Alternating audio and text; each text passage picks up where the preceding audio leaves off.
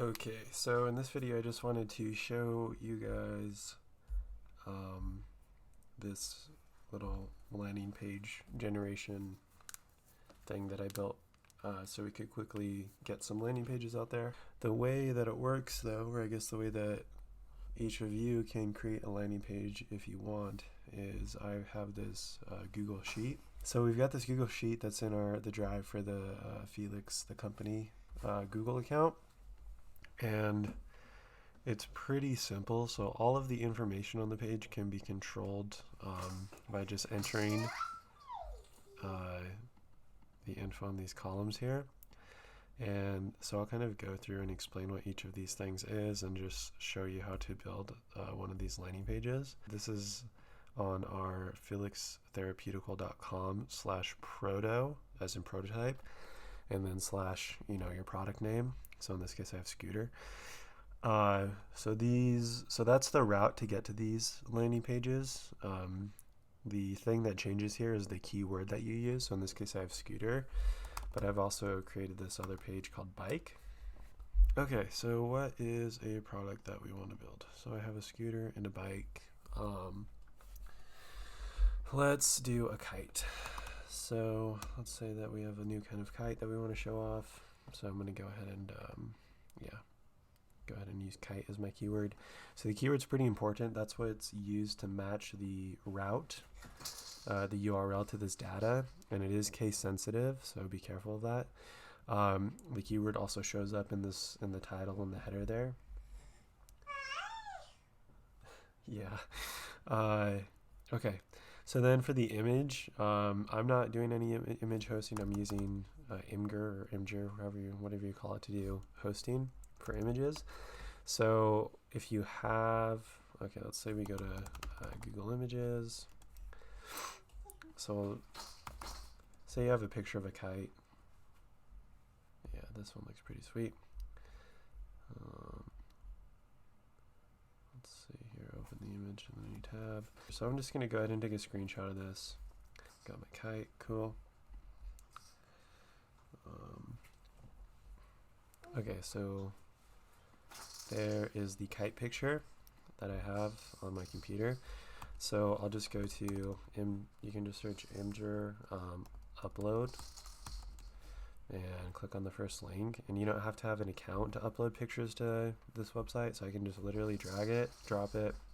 It's uploading. So if you right click on the image, hit open image in a new tab. Okay, so there's the image that's uploaded on this website.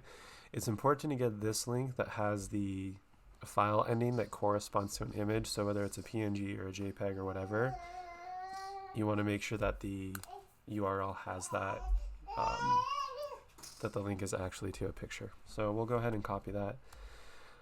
So that's how we get images for the website. You can use any other image hosting site. Yep, that one's just really simple, so that's why I like to use that one. So go ahead and paste the link there. One way to make sure this is working is like if you just click on the link and it opens the image in a new tab, then you're good to go. Okay, so the hook, this is this line right here. What do you think, Naomi? What's a good hook?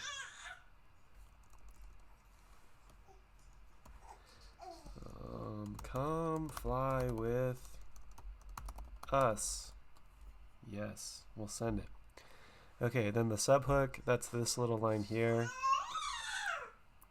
We'll say like product coming soon.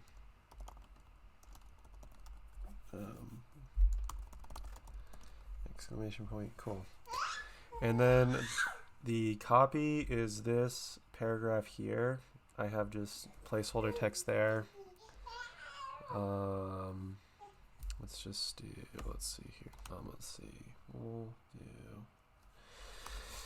kites have always been really fun. Okay, you guys don't want to watch me type that whole thing, so I'll just paste that over and over and over and over. So I just have a paragraph of text here. And I'll paste that in this one box, and then if you want to do me a favor and whenever you have text that overruns the column, just click on this thing and then click on that icon so it doesn't wrap. That way it like doesn't bleed into other stuff.